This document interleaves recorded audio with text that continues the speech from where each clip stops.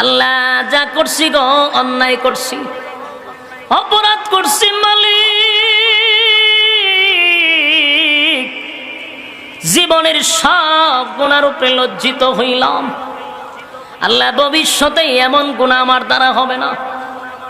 চোখের পানি যদি একটা ফোঁটা গড়াইয়া গড়াইয়া নাকের ডগা পর্যন্ত চলে আসতে পারে, আল্লাহ বলেন আমার দয়া মায়া এত বেশি রে, বান্দা ফেরেশতারে জিগায় আল্লাহ বান্দা কেন কান্দে? আল্লাহ জাহান্নামের ভয়ে কান্দে। আমার বাবা কি জান্নাত দেখছে গো? না মালিক, জান্নাত দেখে নাই। আমার বান্দা কি জাহান্নাম দেখছে?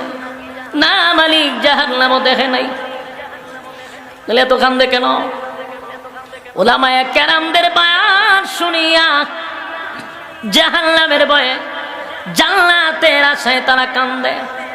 আল্লাহ বলেন ওয়াদা দিলাম সাক্ষী থাক, ওয়াদা দিলাম আমি আমার বান্দার গুনাহ সব মাফ করে দিলাম।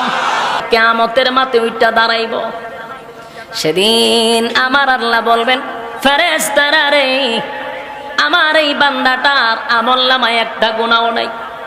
500 বছর আমার গোলাম আমার ইবাদত করছে, আমার বান্দাটারে আমার দয়া মায়া দিয়া জান্নাতে ঢুকায়া দেয়।